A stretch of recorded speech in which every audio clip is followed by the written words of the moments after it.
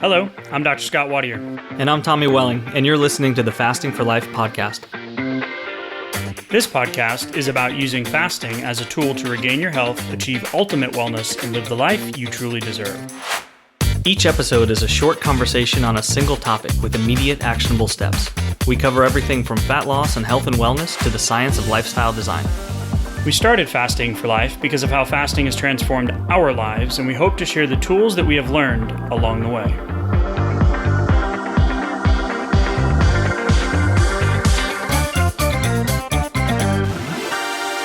Hey everyone, welcome to the Fasting for Life podcast. My name is Dr. Scott Wadier, and I'm here, as always, with my good friend and colleague, Tommy Welling. Good evening to you, sir. Hey, Scott, how are you? Fantastic. I cannot wait for tonight's topic. We're going to be reviewing and giving you our thoughts on a book that was instrumental in changing our thought process. You brought this book to my attention, and it was transformational in your thought process and kind of your journey in discovering, kind of what true health is and the traps and the difficulties along the way. And I'm excited to get your perspective as I have now been exposed to it, and then also kind of, give a couple of real life actionable things that we can do and hopefully encourage some other people to get on the path as well. Yeah, I'm excited too. This is a book that if I go back into where did I kind of, turn that first stone over and start figuring out where I wanted to go and addressing the issues in my previous eating and lifestyle habits. It really does come down to this book. It was recommended to me, I think, on Audible probably 6 or 7 years ago. And I couldn't put it down once I started it. And it really opened my eyes to a whole lot of things that I think are important to go into here. So Salt, Sugar, Fat is the book. And it is by Michael Moss, correct? Mm-hmm. And yep. I'm terrible with names and authors and, sports people and famous people. They could be sitting in front of me and I wouldn't know. They could be like in the biggest movie ever and I wouldn't know who they are. So I'm not great with the names. So Salt, Sugar, Fat, right? Sitting on my bookshelf. I'll say this, when I first read it, I was kind of like, okay, where has all this information been hiding? Mm-hmm. And Michael Moss has won a ton of awards for his writing. And his journalism, and the perspective on this book, I feel like the way you explained it to me and how it changed your thought process was really just like the overall take home message. Yeah. It's one of those things where it was a matter of good timing, where I was just kind of on the cusp of realizing that I had some habits that were formed when I was really young, and they had led me down a certain path, and, increasing weight, sleep apnea, just a host of issues that were kind of, starting to pop up. I had some neuropathy, some numbness coming up. Asthma had been, kind of off and on. And I was trying to kind of figure out how to get a grasp on that, because, all the while I was working out harder than ever. I was doing more and more cardio, and I was eating a lot of good food too, but I still had all these really, really bad habits that have just been formed from a young age. And this book just kind of uncovered a lot of the issues that I was kind of knocking at the door, and just helped me kind of see the whole picture. And that's what really fueled my fire to kind of start changing things from the inside out. So when we look at the book, because I feel like we're dangling the carrot a little bit here, and not intentionally, but it's a conversation that it's almost like the system is rigged against us. In today's world of dieting and weight loss and health, the ability to actually regain your health and have health. First of all, the definition of what health is has been construed over the years. It is not being free of symptoms, but it is being one of good function, having all of your organ systems and cells in your body doing what they're supposed to do. So when the check engine light comes on in terms of a symptom, well, you're kind of looking at the end result, not the process that got you there, right? So, the brakes that needed to change on my wife's Explorer, didn't just one day wake up and they stopped working. They had been wearing out, over the months and months and months. So when we look at the health and the desire for most people to say, yeah, I want to be healthy, the food industry is really kind of the Goliath in the David and Goliath analogy, right? Where they are stacking the deck against our success. Yeah, absolutely. But we're feeding into that, no pun intended.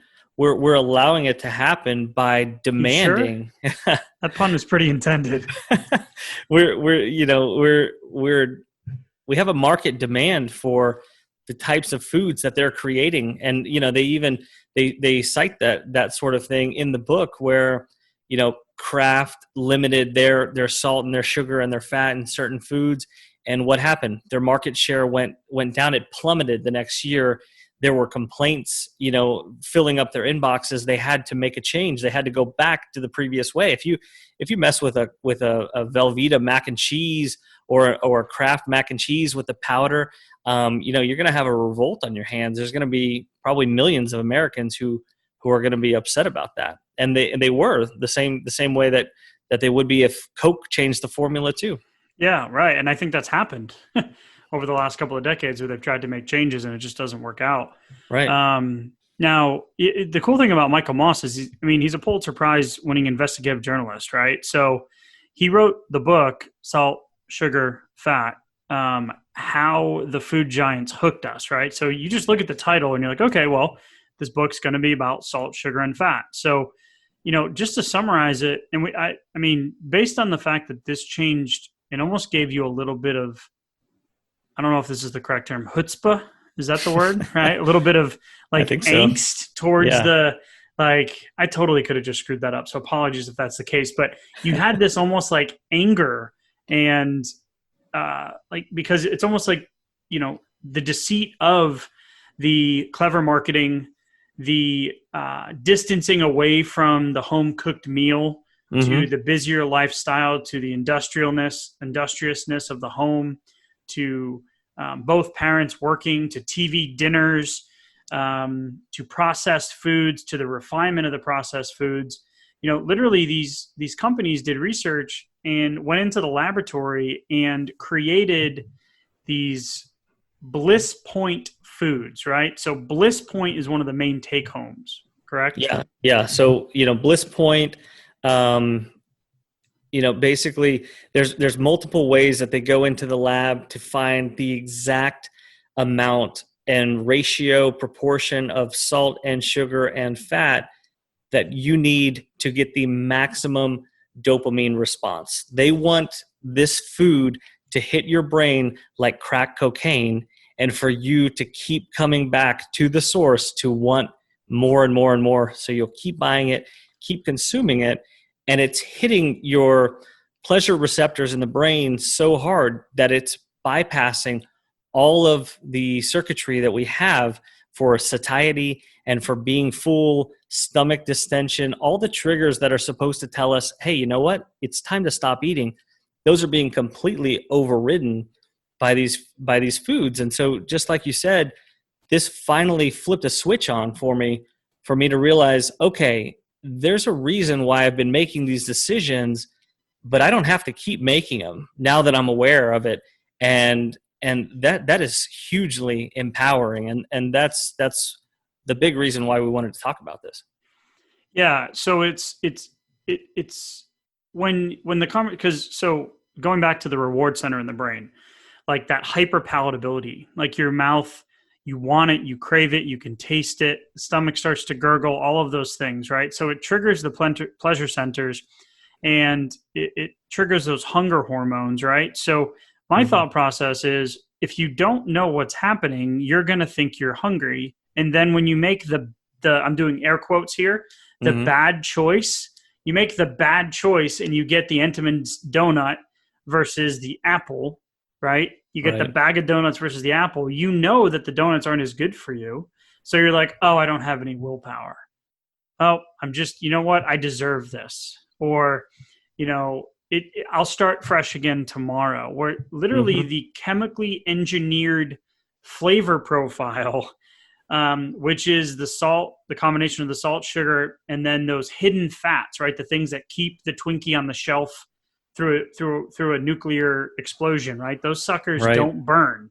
Like there's videos you can Google, like trying to burn a Nestle's chocolate bar or a Twinkie versus real chocolate, and it just doesn't burn. Like the Twinkie with a blowtorch, it just doesn't change. You're like, wait a minute. If a blowtorch isn't creating that sucker to break down, what's that doing to my intestines, right? So we're talking about food that is like Frankenfood. It's engineered to the point where it's stacking the deck against your physiology, which then turns your willpower into having a finite amount. So you're literally fighting an uphill battle. And I think that realization is like, okay, well, if I know that's what they're doing, adding a little bit of pissed offness, like, hey, like, no, you don't get to control me. Like, you don't get to control my health. I have a choice here. And the choice is that I'm going to go home and make the food that I purchased, right? I'm going to stay out of the middle of the grocery store. I'm going to stay out of the preserved packaged foods. And Baylor, interestingly enough, they did a review on this. John M. Pogue, MD, did a review on the book. And he talks about 300 processed food manufacturers dominate the American diet. Add in the marketing and the snacks and the terminology like healthy snacks, natural, all of this other stuff. We're getting so much more of these sugars and bad fats that no wonder why we have an obesity epidemic in this country. Yeah, absolutely. I mean, talk about the deck being stacked against you. In there they cite, how many people are in the workforce, how many people used to be at home. They used to be cooking from scratch. They were taught how to cook from scratch from their parents and their grandparents. And now how few people are. I mean, it really is the exception to, go home and make a home cooked meal versus, hitting the drive-through again or something else that's prepackaged. So, you need some fuel for that fire to be able to make those decisions, because in the heat of the moment, you're getting home late, you've been busy all day, and now the kids are hungry and they're fussy. What do you do at that point? But, there's still decisions that can be made. You can still make the best, out of that situation. You don't have to, give into the path of least resistance. And an example of this, was the Kellogg's Frosted Flakes example, right? They actually changed the name. The cereal was named something different before then, and it wasn't selling. And if you change the name to Frosted, like immediately, I don't know, as a kid, we had a conversation about our two favorite Pop-Tart flavors, right? And because of a heated conversation, because if you want them warm, apparently with butter, you put them in the toaster oven. And then the ones right out of the package on the go, my favorite were the strawberry frosted. And, we grew up with this stuff. Like that's the era that we lived in, the toaster strudels with the icing, dessert for breakfast. I feel like it's only gotten worse now that the chemistry has gotten better. The marketing's gotten better. The advertising's now everybody has not just a TV, but 10 to 15 streaming devices in their home. One of the things we want to mention tonight was, how do you combat that? Well, as adults, we have the ability to now know what we're up against and why we continually fail. So now we can make the change if we are truly ready to do so. But secondly is for our kids, we both have kids that are younger, and our daughter has been in a preschool / daycare. And we only looked at places that would allow us to control the snacks and control the lunch and control the food, because we know our daughter is a different person when she eats the stuff that this book is talking about. She is a completely different little evil person that she turns into. And I love her to death, but she just turns into this person where I'm like, that's not my daughter. Right. And I'm like, who are you? I'm like, did you have, and then we checked the app and it's like, yeah, had special birthday celebration today that we missed and didn't provide her with something that was more natural. So we try to control, and we're not perfect, of course. And she's had things that, fall into these categories, but the 95% of the time we're providing her with a different path than you and I had, which is giving her, not allowing her body to have that palatability of those engineered foods that have that bliss point that where your body really wants it. So yes, she's had some, and it's interesting because there's this book that she's reading. It's an English-Spanish book, and you can touch, and it tells you like little facts about different foods and animals and all these different things. And in the book, there's a food page, and in English and in Spanish, it tells you like it says something about the item, and it said bread. And then there's just a sound where it goes, bread. Now she's up there doing the book, and she's like, I love bread. And I'm like, yeah, you like your home cooked bread. You like your Ezekiel bread. You're not getting the Wonder Bread. Like, it's not going to happen. Like, right. No, it's not happening. So we're going to encourage you out there to know that this is a thing, and that, yes, it directly has an effect. Just like that Baylor review of the book by that medical doctor, it has a direct effect on later in life development of coronary artery disease, type 2 diabetes, obesity, on all of the health metrics that shorten your lifespan and increase your healthcare costs. Yeah, they do. And I mean, the book is full of so many examples of empowering, eye-opening, and sometimes infuriating things that you may have never realized are going on around us. How many billions of dollars are being spent on the marketing and the testing and the optimization of these foods, and sometimes of your favorite foods, and how they have just been engineered, like you said, to keep us coming back for more. And I feel like you need the ammunition there to start making different decisions, especially like this book in particular helped me figure out finally that I had a sugar addiction. Like at the age of 29 or 30, I still remember where I was when I had the realization. I was sitting in my kitchen in our previous apartment, and I just said, wow, I have a sugar addiction. I've always had this. And I think my wife knew for a long time. She was always like, well, you like the sweets and things like that. But even having heard that a million times, it was finally seeing the whole machine and how it works that really opened my eyes to the problem, and then helped me start going down the path of the solution. That's awesome. I just, when we have conversations like this, it's almost like, I want to leave the conversation with a positive outlook and like some things that we can do, right, from an action standpoint. And looking at the data that's in there, and looking at the way that it's trending, and looking at the health metrics and the state of the union when it comes to obesity and all of the comorbidities that go with it. And the fact that, we're talking about fasting. So what does fasting do? Fasting literally gives your body the opportunity to bottom out insulin, and it helps balance those hormones that are being triggered by these foods. So if you're fasting and then you're binging on a lot of this stuff, you're pretty much undoing the results that you've been working so hard to obtain. Yeah.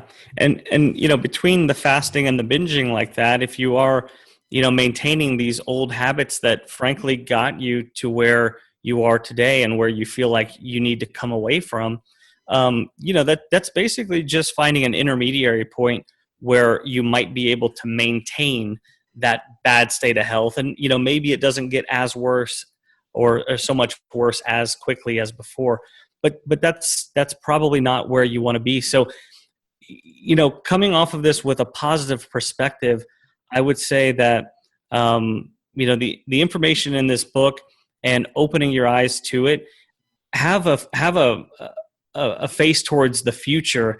And even if today is the first day that you start, actually seeing the whole situation, understanding, what's happened, where the bad habits have come from, why you were literally loving the breakfast foods or whatever it is, the highly addictive foods when you were a kid. You can get past that. You can start today making new decisions and use fasting to undo the negative health effects and the negative emotional and psychological eating that's been building over time, and literally start forging the path into a new life starting today. And that was the thing that, you said to me, you're like no other books ever made me want to eat healthier more than this one, right? Like this was the one where I was like you said, like, whoa, like it's okay. Now I get it. Now the picture's starting to become more clear. So, Yeah. Eating out less, shopping less in the middle of the store, eating more fresh foods, all that stuff on top of, that positive outlook and, undoing those old habits. I mean, simply, in an actionable way, it's just start making one better decision at a time, right? Mm-hmm. And I know for us, we're gonna continue to try to be those role models for the little ones too. Can't tell you how many times I've been called out for being on my phone at times when I shouldn't be, and then I'm like, oh man, I hate that. They got Right. me. So they're watching, right? They're watching. They're watching everything. The eyes are on. They don't miss a perceptive. thing. Nope. Oh my goodness. So we're going to continue to be a work in progress. I know you and I, Tommy, are still on our health journey, and heck of a lot closer to the end result than we were a couple decades ago eating those toaster oven brown buttered cinnamon coated Pop-Tarts. But I think I think we got it. I could continue to talk about this for a while. I get fired up about this stuff, but if you haven't read it, go read it. It's a great book. It's transformational. And Tommy, I appreciate your transparency, kind of sharing your journey and your story here. And I appreciate you also kind of shining the light on this book for me as well. Yeah, absolutely. I'm happy to. I tell everyone I can about this book, and it was the start of a great thing for me. And I think it is for a lot of other people too. Cool. Awesome. If you guys are new to the podcast, go to our website, thefastingforlife.com. Check it out, a little bit more about who we are and what we're doing here. We started this podcast to start teaching people and just spreading the word on the power of fasting and how it's transformed our lives. There's a fast start guide on the website. You can put in your email, download the fast start guide. It comes with a free mini masterclass. It's about a 20-minute course on how to put intermittent or one meal a day fasting into your day-to-day life. It gets you the wins faster, gets you the results quicker, which then gets the momentum going. And we just absolutely love the fact of how many people take advantage of that free resource. So shoot us a message at info@thefastingforlife.com. And as always, sir, thank you for your time. Thank you, Scott. See ya. So you've heard today's episode, and you may be wondering, where do I start? Head on over to thefastingforlife.com and sign up for our newsletter, where you'll receive fasting tips and strategies to maximize results and fit fasting into your day-to-day life. While you're there, download your free Fast Start guide to get started today. Don't forget to subscribe on iTunes, Spotify, or wherever you get your podcasts. Make sure to leave us a 5-star review, and we'll be back next week with another episode of Fasting for Life.